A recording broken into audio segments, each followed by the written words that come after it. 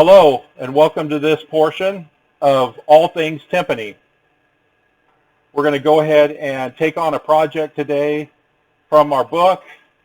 So open to All Things Timpani. All Things Timpani can be located on page 50 of my book.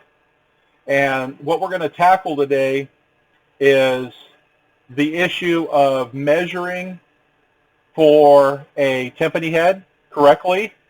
And I've come up with a tool that you can make that can help you accurately measure and order that head, and also be able to level the head when it comes time to leveling the head. This tool will help you do that. And it will also have the ranges for each kettle so that you will be able to tune. And so here's the measuring section on page 51, and I'll flip here. Here's the actual tool. There's a wooden version of it and an aluminum version of it. I have both of them in here in the book. It's page 58 and 59. And so I'm going to show you how these are made and talk to you about how they work and how they'll help you. Not only help you in your shop, but they'll help you when it comes time for a band director that calls you and says, I need timpani heads, and they have no idea what size they are. This tool will help that band director. I'll also share with you that there's a portable version of this, or a non-wood or non-aluminum, to where they can take it to their band rooms. What I'm trying to say is something that you can give them to take to their band room for measuring. So let's go ahead and get started. All right, in this segment, we're going to talk about all the tools and materials and things you're going to need. So first of all, we'll talk about what's here on my red mat. Like I said, on page 58 is the wooden version, and page 59 is the aluminum version. So for the aluminum version, you actually have a couple of options.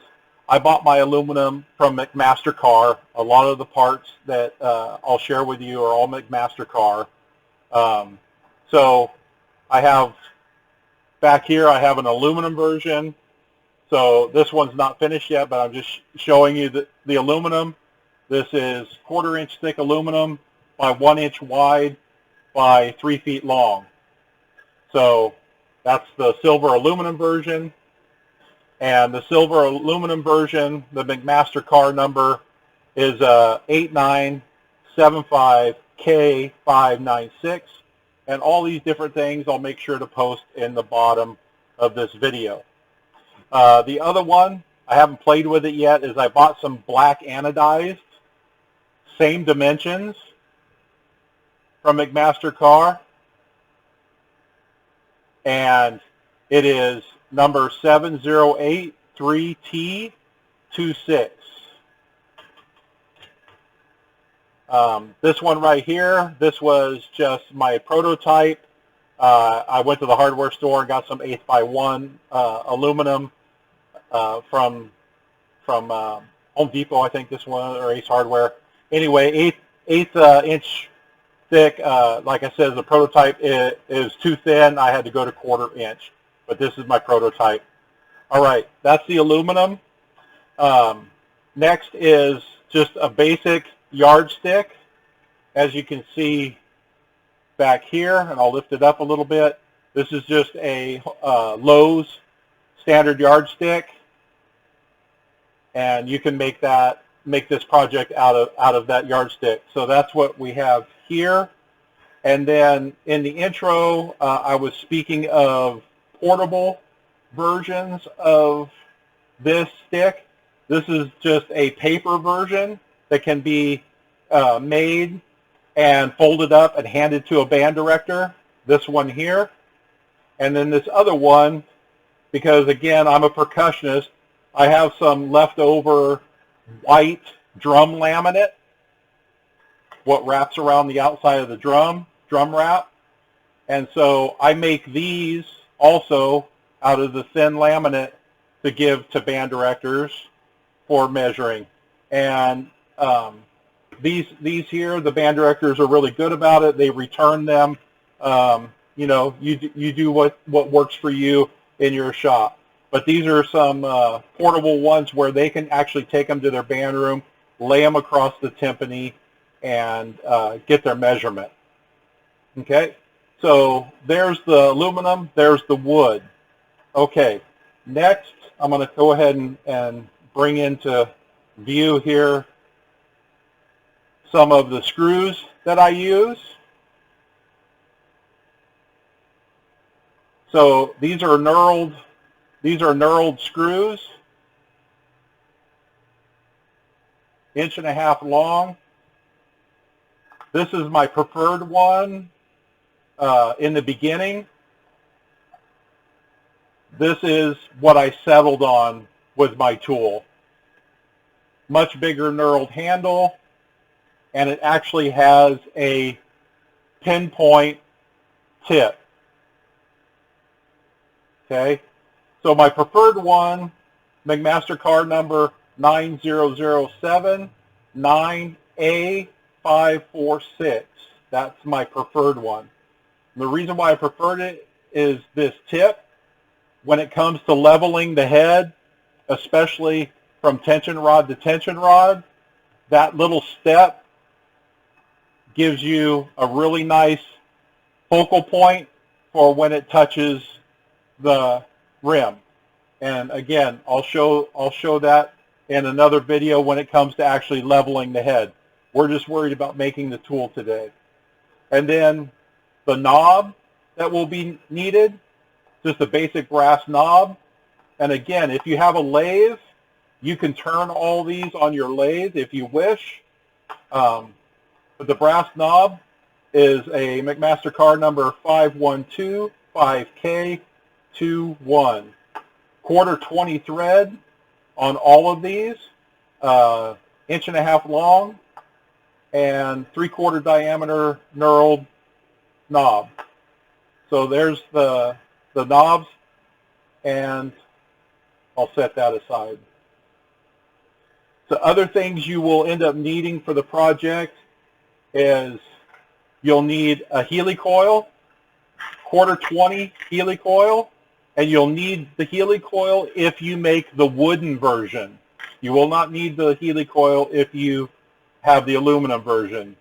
The aluminum version, obviously, you'll be threading right into the aluminum. Okay, and I'll explain why you need the wood need the Heli-Coil in the wood, pardon me. The other thing you'll need is you'll need a paint pen or Sharpie of choice. Sharpies, the Sharpie thin point for the wood, okay, the ultra fine or thin point Sharpie.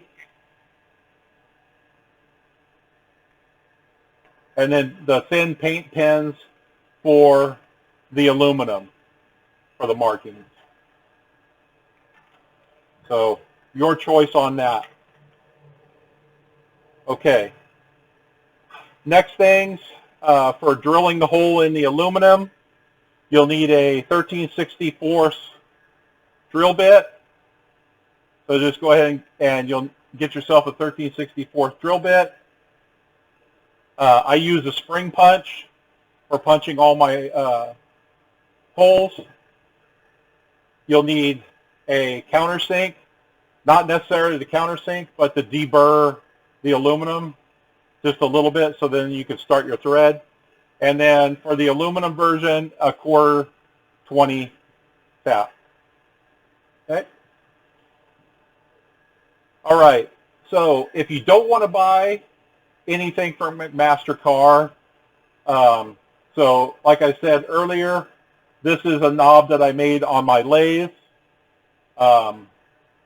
and this is the McMaster Car knob. So depending on what you want to do, but 1.5 inches has worked the best. It gives you the most throw. Shorter versions, maybe some old drum screws and stuff, they're too short and they don't really work well, whatever they may be. The only thing drum-wise that I've been able to recycle is the tone control knob. If you have an old tone control knob, it's long enough, so you can use that and thread it. They're not 1/4-20. They're usually like 6 millimeter. Just check it and change the thread tap accordingly. Okay, but you need at least, like I said, 1.5 inches. So this is just an old tone control knob I could have used also. All right, so let's talk about getting started with the wooden one. So I'm going to grab a wooden one from the back. Okay, the first thing I did to make room to write on all of the sides of the ruler, I had to sand this off. So I just used my palm sander, and as you can see, I started right here, and I'm sanding away all of the extra writing that is along the yardstick. So you get that all nice and clean. You can see I've sanded one right here to demonstrate and show you. You're going to sand it all nice and clean. Here's part way, okay?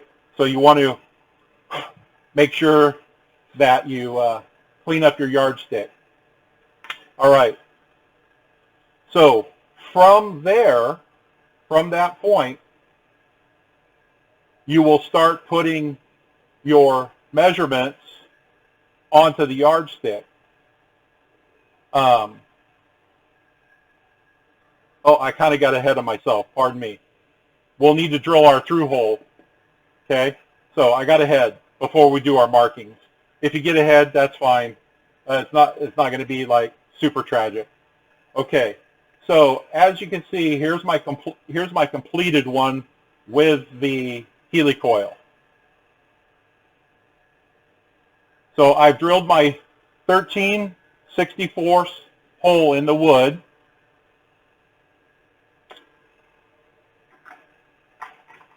And with your Heli-Coil kit, it comes with a Heli-Coil tap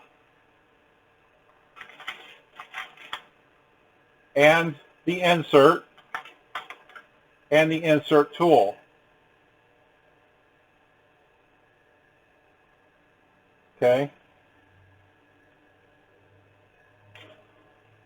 So you drilled your hole. You're going to cut your threads into the wood. Okay.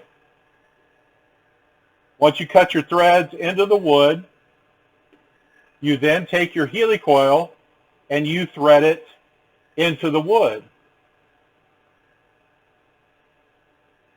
And then what you do is you make sure, and I'll hold it on its side, and you're going to make sure that the Heli-Coil is evenly on the top and the bottom.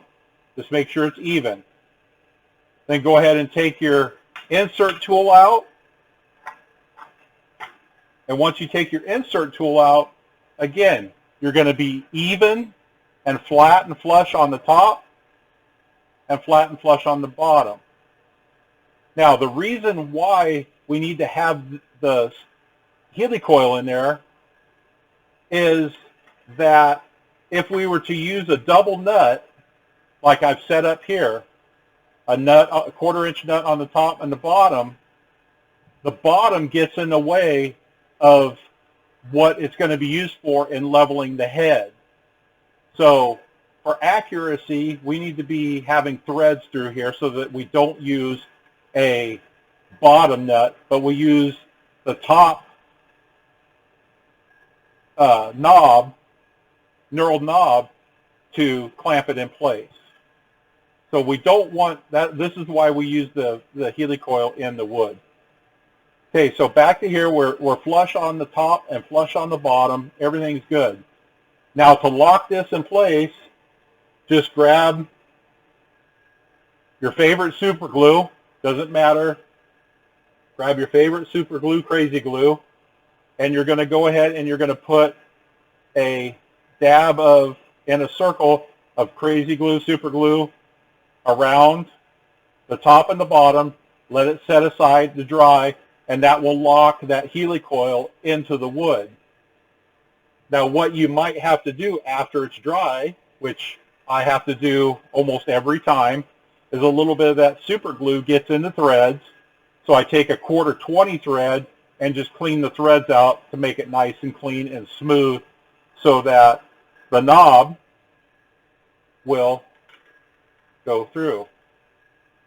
So now everything's nice and smooth.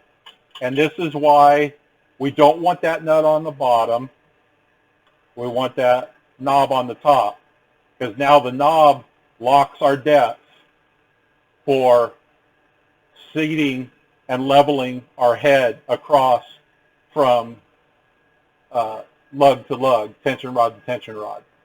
Okay, and again, I'll demonstrate that in a different video, the whole leveling and how all this works. Okay, so that's what you're looking for in the wooden one. Okay, all right, so I'll set the wooden ones aside. And we got our Heli-Coil installed, all that kind of good stuff. You only need that for the wood.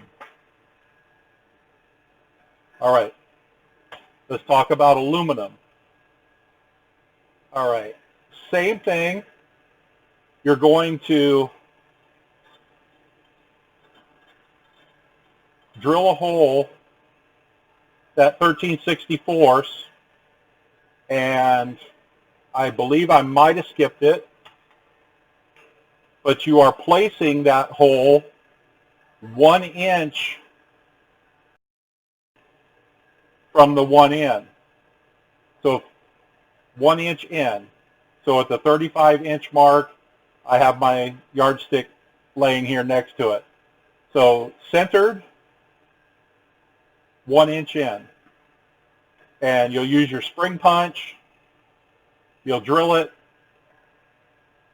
You'll take just a light bevel with your beveling tool, and then go ahead and put your 1/4 in. Okay? So once you have that in, all threaded and clean and everything, and don't forget to use your cutting oil to help cut your thread smoothly. Okay? This one I have the narrow on here. You might end up liking the narrow one, just depends. I like the bigger one because I got bigger hands. But again, so now this threads in, and then I can clamp it down with the clamping knob. And as you can see, the reason why is you're going to come through there. Okay, so I'm going to set that aside in the back. All right, let's talk about marking.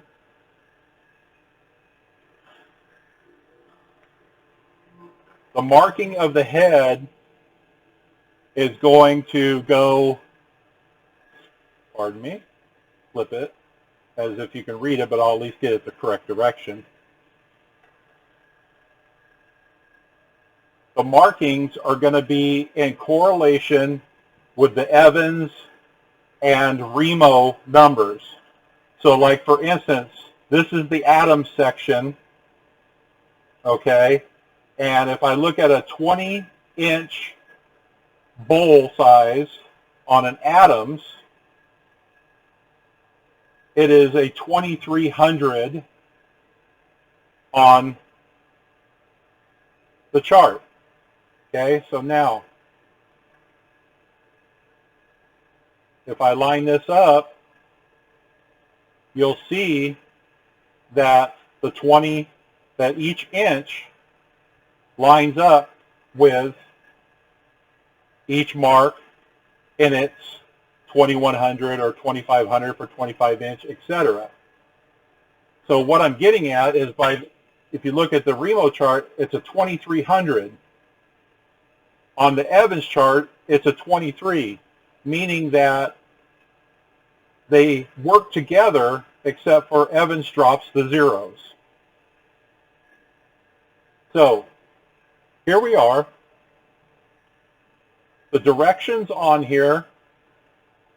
So this is what the band director would get on one of the disposable or portable ones down here, the paper or the drum wrap. Set those aside. So they would get this one, and you can remove the head, place the arrow on the outside flesh hoop with the Timpani head rim where my arrow is right there, and where this number lines up on the other side is the actual Remo or Evans number that you order. So again, remember, the Evans uses the first two numbers and drops the zeros, and the Remo is the 4-digit number. Okay? So there's how they accurately measure. So this being the aluminum one, this is in your shop for you to be able to grab and do that at a moment's notice. Now, that's one part of the tool. Flipping it over, now you're going to go ahead and use these marks over here when it comes time to go ahead and level the head and tune the head. So on this side, at the 20-inch mark, the 22.5, 23, 25, 26, 28, 29, 30, and 32 are all the different Timpani bowl sizes. And so now here are all of the ranges. And again, ranges are subject to a whole step or a half step difference on the top end or bottom end. But here are your common ranges. Okay? In some cases, like here on a 22.5, which is a Premier Timpani, E flat to B flat, I've made that notation in parentheses P, so I remember that that's associated with a Premier Timpani. And down here on a 20-inch, you have your Ludwig A to D, or you have your Yamaha E to C. So where there's differences, I've notated them, so this is all on one side.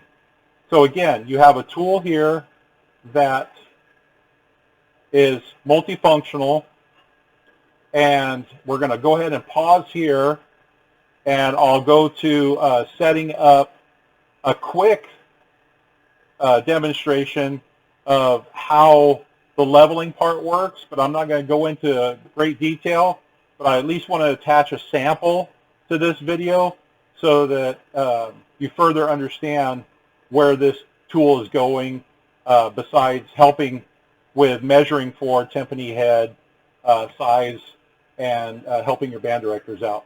So we'll pause and we'll move over to an actual Timpani. Okay, so we've moved to the Timpani with the tool now, and I have a close-up of the whole idea of how this works. So in the close-up, I have it lit up here with the flashlight. The whole idea is once you get your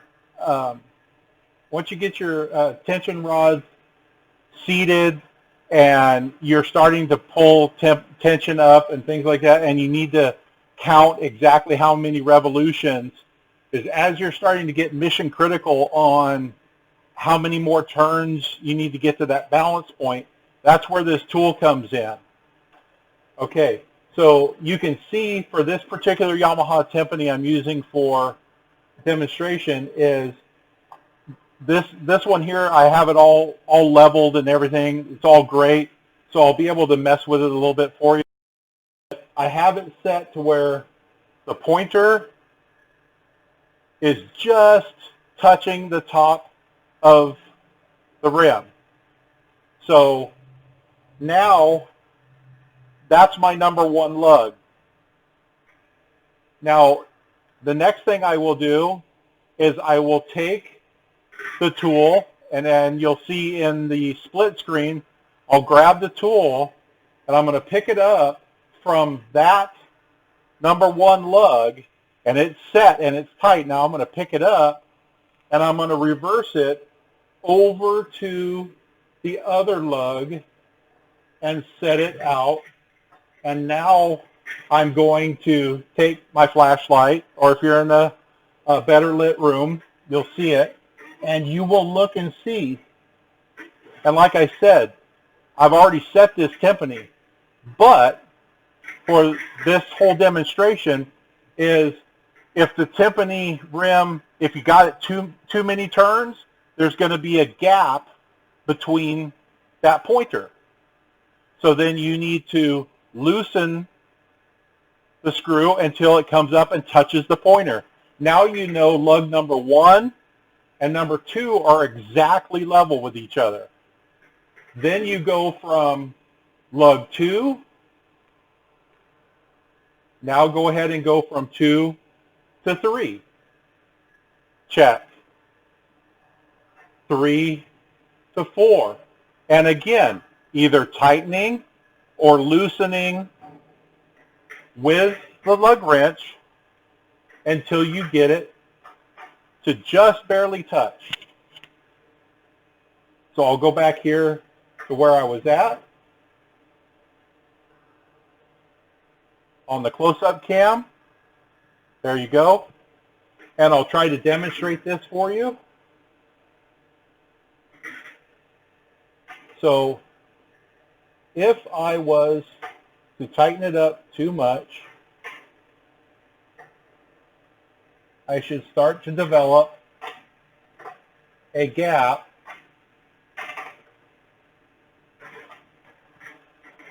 as you can see.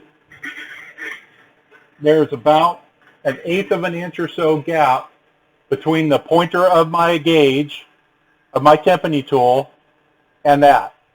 So that's what I mean, is as you go around from lug to lug to lug to lug, you're going to be able to match everything to your number 1 lug. And you'll know that that tension is exact. It was the way I was able to figure out, okay, how do I do this? And I actually kind of stole this idea from NASCAR and doing race cars and bump steer and caster camber and all the front end geometry when my family used to go racing. So just to be able to take a simple jig and be able to replicate from one lug to the other. Okay, so as I said, so now all I got to do is loosen it up. And when I'm working on Timpani like this, I have 2 lug wrenches.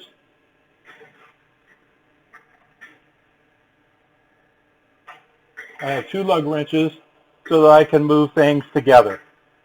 This kind of helps speed things up. Okay, so that's the idea of how that part of it works. And then while I have it here, I'll pause and I'll reset it with an overhead shot of how the measurement works, and I'll kind of go over how the whole measurement thing, and we'll be able to conclude this part of the video. All right, ladies and gentlemen, here's an overhead view.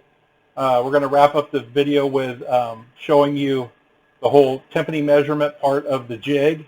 So I have all 3 of them laying here. We'll go ahead and just kind of walk through them so you can kind of see an example. So here's the drum covering.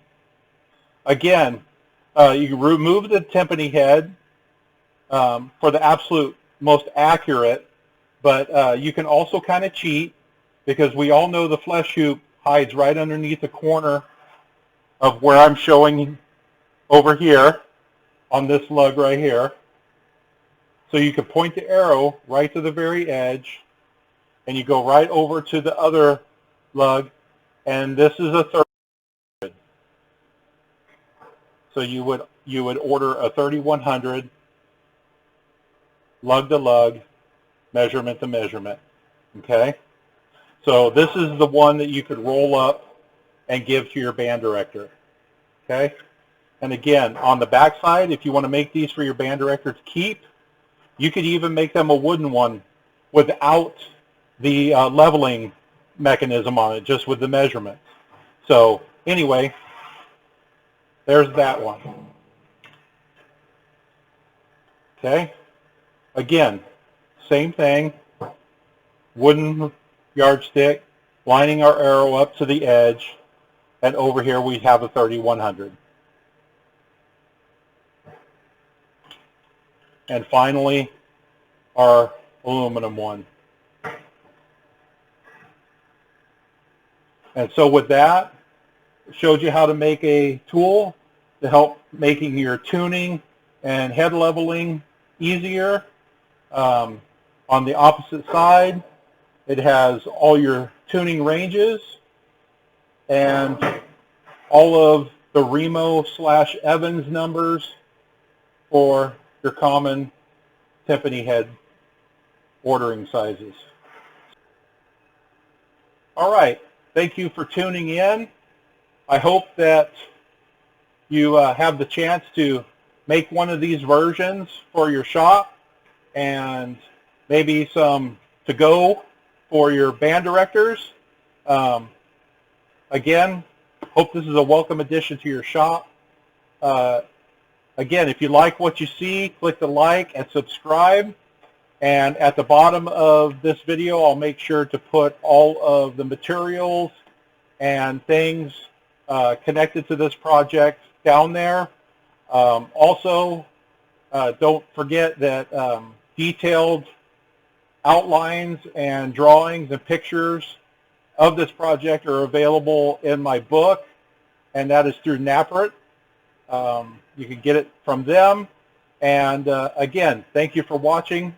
Like and subscribe.